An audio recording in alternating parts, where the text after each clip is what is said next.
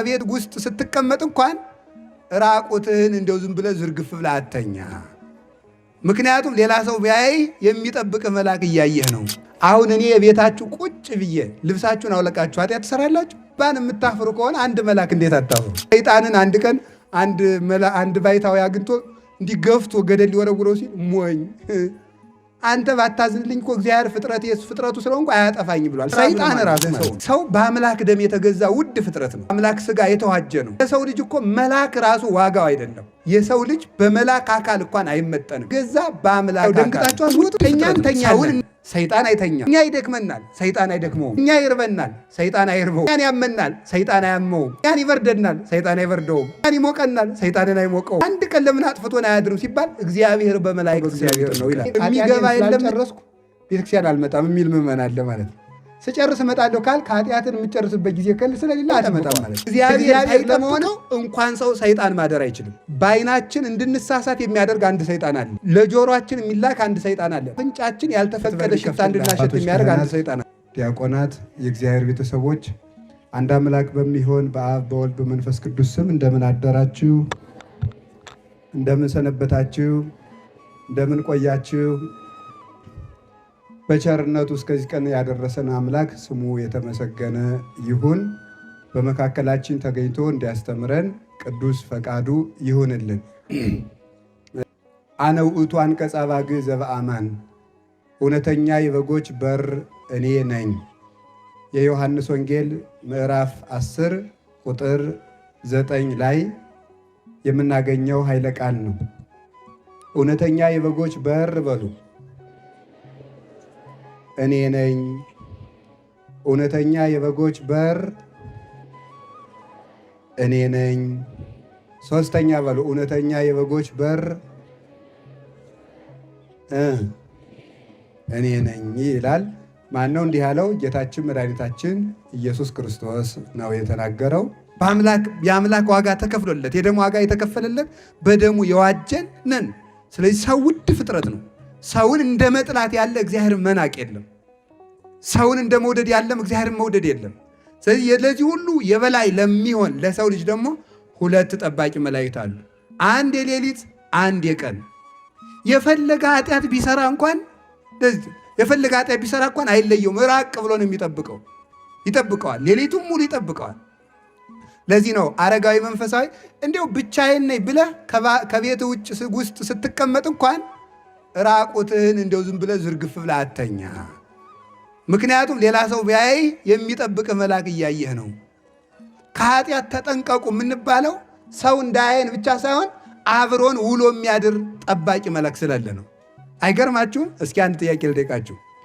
አሁን እኔ የቤታችሁ ቁጭ ብዬ ልብሳችሁን አውለቃችሁ ኃጢአት ትሰራላችሁ? ንገሩኝ እንጂ ወይ እንሰራለን ወይ አንሰራም በሉ። አሁን አባን የምታፍሩ ከሆነ አንድ መልአክ እንዴት አታፍሩ? ማፈር አለብን አይደለም እንዴ? መልአክ ሕሊናችን ይህን ስለሚረሳ ነው። አንድ ሰይፍ የመዘዘ የእግዚአብሔር ብርሃን የተሳለበት አንዱ መልአክ ብቻ ሰማይን መሰንጠቅ የሚችል መልአክ በፊት ለፊታችን አቁመን ኃጢአት እንሰራለን። ያ መልአክ ደግሞ ይጠብቀናል። የትም ስንሄድ አይለየን ነው። በዚህ ጥበቃ ውስጥ ነው የምተዳደረው። እንደውም የሚገርማችሁ እኮ ጠባቂ መልአክ ባይኖር እኮ አሁን አንዳንድ ጊዜ እንመስለን እግዚአብሔር ከተወኝ ስንት ዓመቱ ይላል ሰው። ኧረ ተው፣ እግዚአብሔር ትቶ ነው ውለህ የምትገባ? ለሰከንድ እንኳን ማደር አይቻልም። የፈለገ ነፍሰ ገዳይ ዘማዊ የረከሰ ሰው ቢኖር እግዚአብሔር ያለ ጥበቃ ትቶ ታድሮ ውሎ አያውቅ።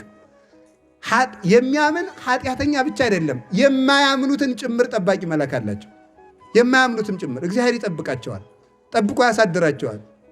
ሰይጣንን አንድ ቀን አንድ ባይታዊ አግኝቶ እንዲገፍቶ ገደል ሊወረውረው ሲል ሞኝ አንተ ባታዝንልኝ እኮ እግዚአብሔር ፍጥረቱ ስለሆንኩ አያጠፋኝ ብሏል። ሰይጣን ራሱ ማለት ነው። ሰይጣንን እግዚአብሔር ይጠብቀዋል አይጠብቀውም? ሰይጣንን ይጠብቀዋል ማለት ምን ማለት ይመስላችሁ? እንዳይጠፋ ይጠብቀዋል። እንዳይጠፋ መቼስ ማለት ነው። ፀሐይም እኮ ለአቅሟ ይህንን እርኩስ አንድ እንደው አቃጥዬ ርር ላድርገው ብላ ነበር። አይ ተይው ሲቀጣ ይኑር እንጂ በአንድ ቀንስ አይጠፋም ብሏል። በእውነቱ ማለት ነው። ሰይጣን እንኳን እግዚአብሔር ሳይፈቅድለት ውሎ ማደር አይችልም። ያ ማለት ምን ማለት ይመስላችኋል?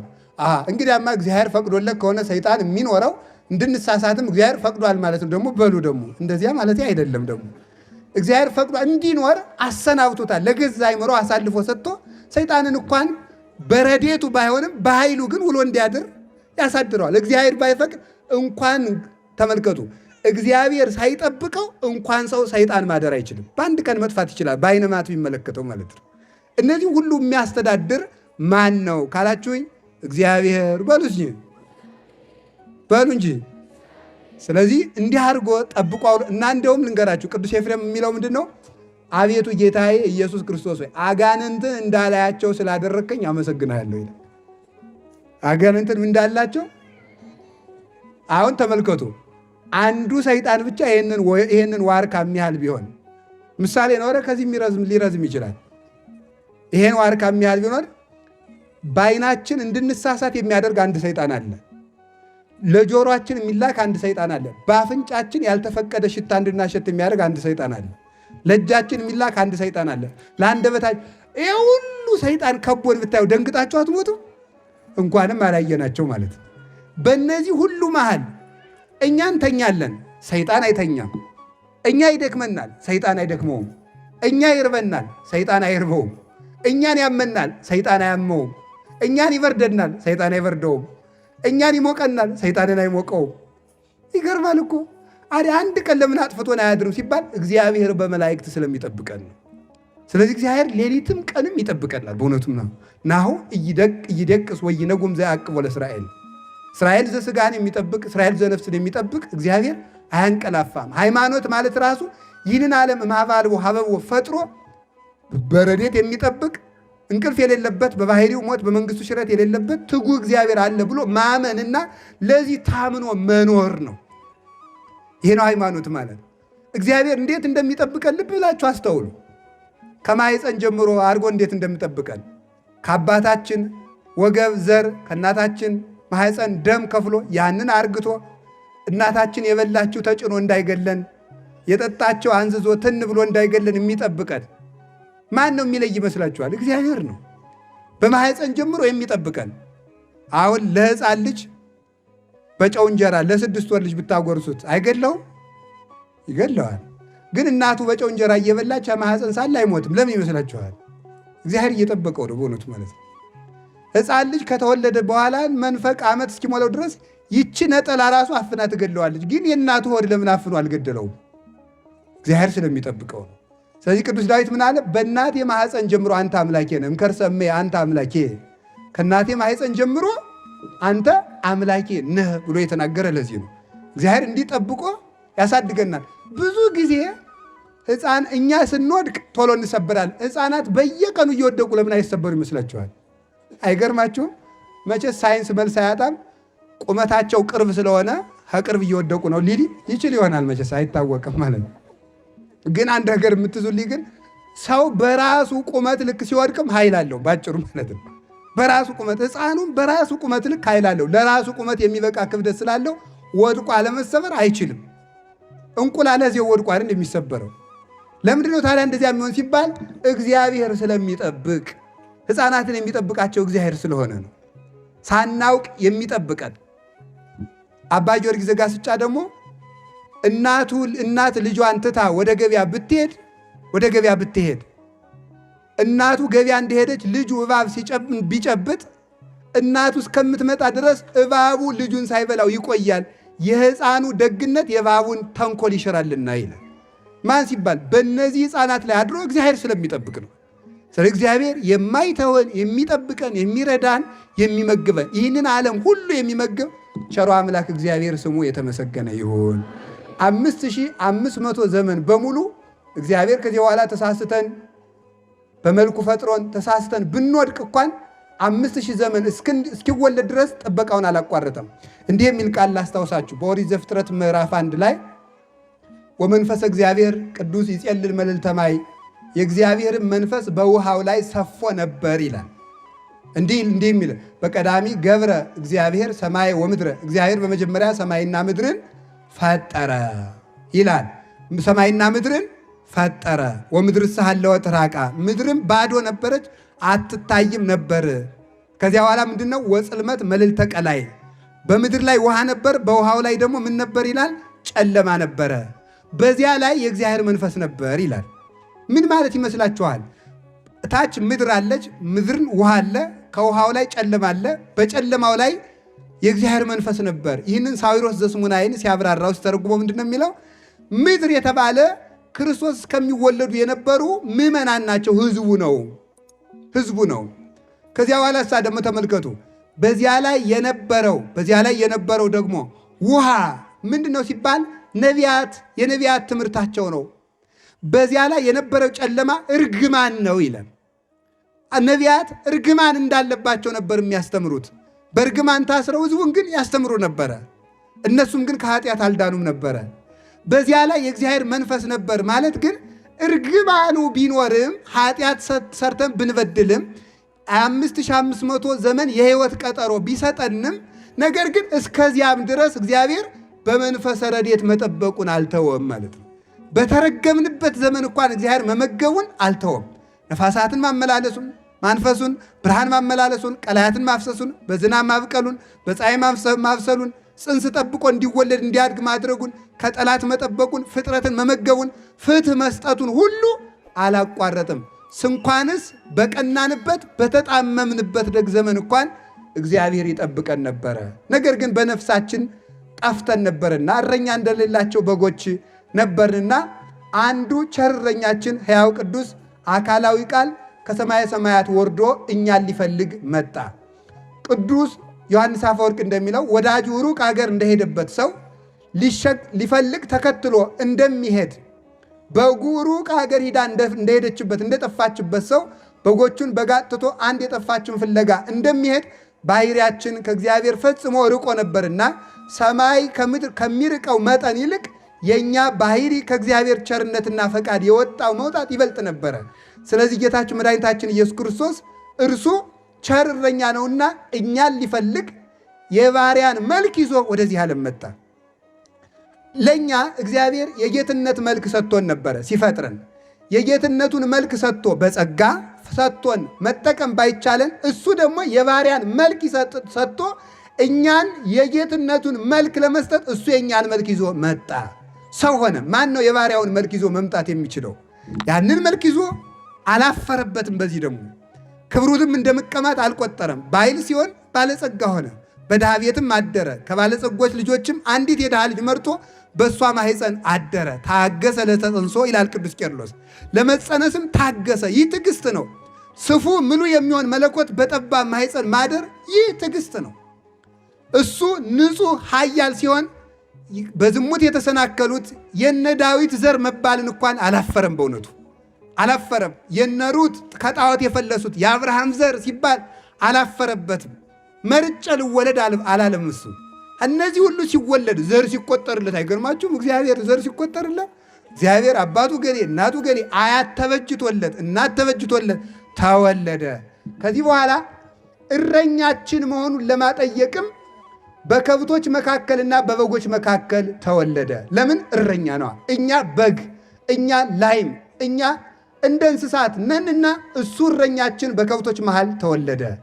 በዚያን ጊዜም የእረኞች አምላክ ነበርና እርሱ ተግተው ለሚጠብቁ እረኞች የልደቱን ዜና በመልአኩ በቅዱስ ገብርኤል በኩል አበሰረ። የጠፉትን ለመፈለግ አንድ የእረኛ ታሪክ ላስታውሳችሁ። አላችሁ ይሆን? አላችሁ? እግዚአብሔር ከሁላችን ጋር ይሁን። የያዕቆብ ታሪክ ነው። ያዕቆብ ከሀገሩ ተነስቶ አባቱ እናቱ ከሚኖርበት ተነስቶ በተሰደደ ጊዜ ከወንድሙ ጋር ተጣልቶ ከአጎቱ ከላባ አጠገብ ሲደርስ አንድ ነገር አግኝቷል። ምን ይመስላችኋል? የውሃ ጉድጓድ ነው። የውሃ ጉድጓድ አገኘና እዚያ የውሃው ጉድጓድ የተገጠመበት ለ50 ለ60 የሚነሳ ታላቅ ደንጊያ ነው። ይህንን ድንጋይ የሚገጥሙት ለምን ይመስላችኋል? ሰዎች መርዝ እንዳይጥሉበት፣ አራዊት እንዳይተነፍሱበት ገጥመውት ይሄዳሉ። ከብቶቻቸውን አጠጥተው የሚያስፈልጋቸውን ቀርተው ገጥመውት ይሄዳሉ። እና ትልልቅ ሰዎች ጉልማሶች ክንደብርቱ ሰዎች ካልመጡ ከፍተው ማጠጣት አይቻላቸውም። ያዕቆብ በደረሰ ጊዜ ምን አደረገ? በጎቹ ቁመው እረኞቹ ደግሞ ለጋ ያልበረቱ ስላልነበሩ ከፍተው ማጠጣት አቅቷቸው ከጉድጓዱ ዙሪያ ከፍት ቁመው ሲቁለጨለጩ ያዕቆብ ደረሰ። ያዕቆብ ምን አደረገ? ክንደብርቱ ስለነበረ ከፍቶ አጠጣላቸው።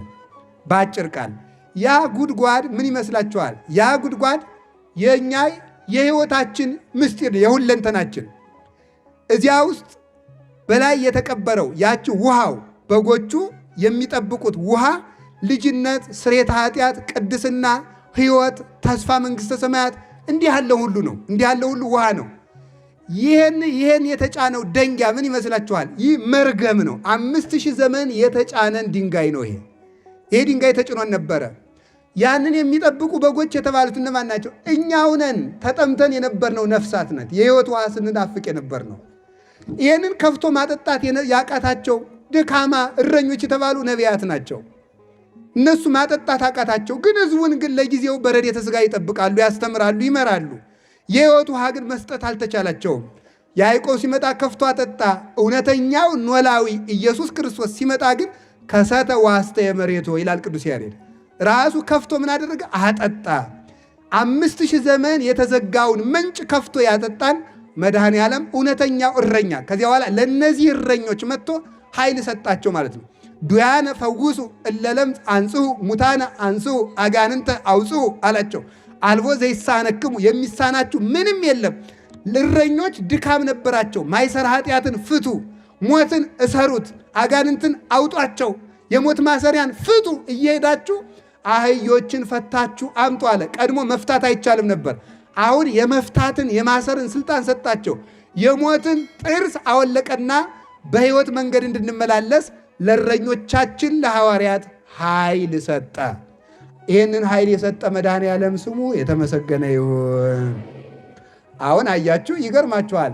እሱ እውነተኛው እረኛ እኛን ለመፈለግ መጣና ከበጎቹ ወገን ከአንዲቱ በግ ምን አደረገ? ተወለደ። አያችሁ፣ እረኛ ከበግ ተወለደ። ይህ ድንቅ ነው። እረኛውን በጊቱ ታቀፈችው። ጥቀ እጹብ ውቃፊ አንበሳ በአብራከ በግት ጻዳ ይላል አባ ጊዮርጊስ።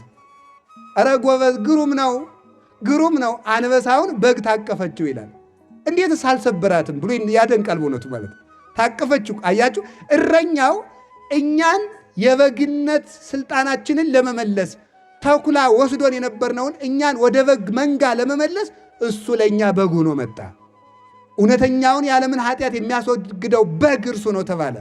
እሱም ስጋውን ተመልከቱ፣ በግ ነውና ስጋው ተቆረሰ፣ ደሙን አፈሰሰ። ስጋውን በላ ነው፣ ደሙን ጠጣ ነው። በግ ተሽጦ ዕዳ እንደሚከፈል 30 ብር ተሽጦ የ5500 ዘመን ዕዳችንን ከፈለልን። የበግን ፀጉርን እንደሚለብሱት በጥምቀት ለበስ ነው። ወንዶች በ40 ቀን ሴቶች በ80 ቀን ክርስቶስን ለበስን። አሁን እርቃናችንን አይደለንም። ማንን ለብሰናል? ኩልክሙ ለተጠመቅሙ ክርስቶስ ለበስክሙ፣ የተጠመቃችሁ ሁላችሁ ክርስቶስን ለብሳችሁታል ይላል ቅዱስ ጳውሎስ። የተጠመቃችሁ ሁላችሁ በሉ። ማንን ለብሳችሁታል? ክርስቶስን ለብሳችሁታል። አሁን ይህ እረኛችን ነው። እውነት እላችኋለሁ እኔ የበጎች በር ነኝ። እንዲህ ያለ ኃይለ ቃሉን እንጀምርና እናጠናቅ፣ እንዳይረፍድ ብዙ መርሐ ግብር ስላለ። አነ ውእቱ አማን አማን እብለክሙ ዘይባ ውስተ አንቀጽ እንተ አንቀጽ ውስተ አጸደ አባግዕ ወዘአርገ እንተ ካልእ ገጽ ሰራቂ ወፈያት ወጉሂለያ ውእቱ። እውነት እውነት እላችኋለሁ ወደ በጎች በረት በበር በኩል የማይገባ በመስኮት የሚገባ እርሱ ሌባ ነው። ስሙ እንግዲህ እንዳትረሱ፣ እንደው በሞት ይዣችኋለሁ። ወደ በጎች በረት በበር በኩል የማይገባ በመስኮት የሚገባ ይህ ሌባ ነው ይላል። ወኖላዊሰ ውስተ አንቀጽ ይበጉ፣ እረኛ ግን በበር በኩል ይገባል። ወአፃዊኒ ያርኅዎ ሎቱ፣ የበጎች በረኛው ጠባቂ የበረቱ ጠባቂም ከፍቶ ግባ ይለዋል፣ ይገባል። በጎቹንስ ምን ያደርጋቸዋል?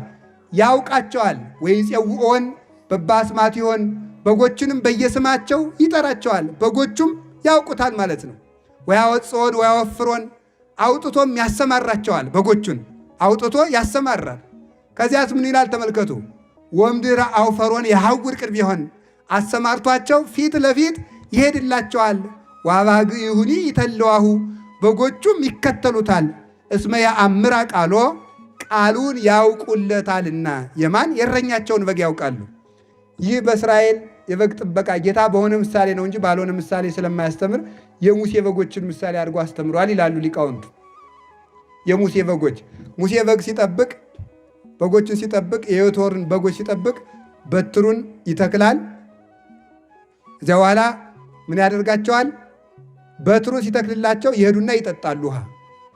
ከዚህ ጠጡ ማለቱ ነው ብለው ሳር ሲያገኝ ይተክልላቸዋል፣ ይለቅማሉ። በትሩን ሲያነሳት ደግሞ እንሂድ ማለቱ ነው ብለው ይከተሉታል። እረኞች ፊት ፊት ይሄዳሉ፣ በጎች ይከተላሉ። ይሄ የእስራኤል በግ አጠባበቅ ነው። በእኛ ሀገር ደግሞ እረኛ ከኋላ በግ ወደፊት ማለት ነው። በእኛ ሀገር እንደዚያ ነው፣ መንዳት ነው ማለት ነው። በዚያ ግን ምን ማለት ነው? መምራት ነው።